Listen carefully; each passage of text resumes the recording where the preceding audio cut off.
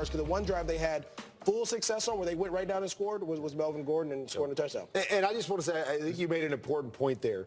Matchups. Yeah. Because oftentimes we go into the playoffs and we look at teams and we go, hey, a lot of people, Chargers are the best team out there.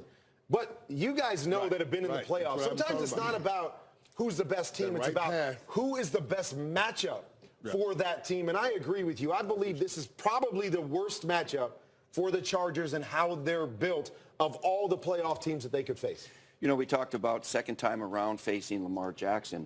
But Phillip Rivers, this is the second time around facing this defense where there's two down linemen, linebackers are standing up, safeties are standing up. They're showing blitz quite a lot, and then some guys are bailing out. Sometimes they're coming. And he got sacked 4 times, and he threw a couple of picks. That's gonna be better this time around. They're going to be better prepared. The running backs have to do a better job in pass protection. They were part of the problem last time. And Phillip Rivers will be better, you know, throwing the ball hot, win the check, win the slide to protection. You know, he too, I mean, that was the worst game he played all year. I think he gets a mulligan. But I think both sides of the ball for the Chargers will be better prepared to play these unusual schemes. Let's say that, as you say it now, they're getting 10-15, 15-10 when Antonio Gates fumbled the ball. So they're still driving at the end of the last game, to win the game.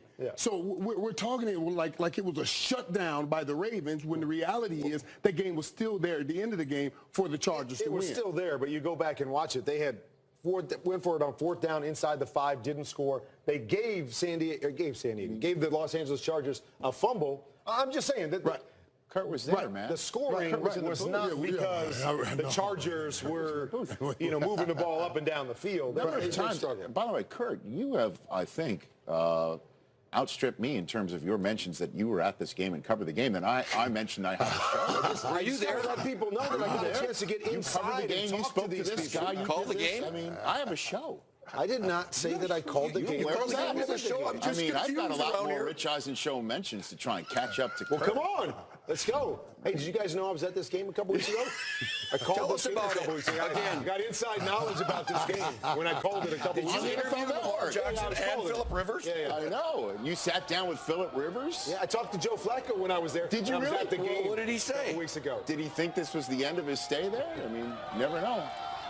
This is what he had to say on Friday. I'm sure it will be. I don't know if it's going to be any more different or not.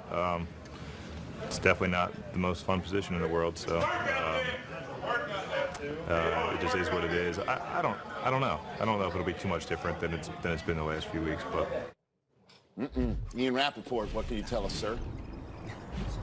No doubt, Rich, Joe Flacco has been a good soldier this year, despite not being thrilled, of course, that Lamar Jackson has taken his job. But his time in Baltimore is, in fact, coming to an end. By the way, Flacco has made $147 million in his NFL career, and I'm told does, in fact, want to keep playing at 33 years old, but it's not going to be in Baltimore. Baltimore does have a couple options. First of all, he's due to make $18.5 million next year. They could theoretically trade him to a place where he would want to be traded. They're not going to treat a former Super Bowl MVP badly.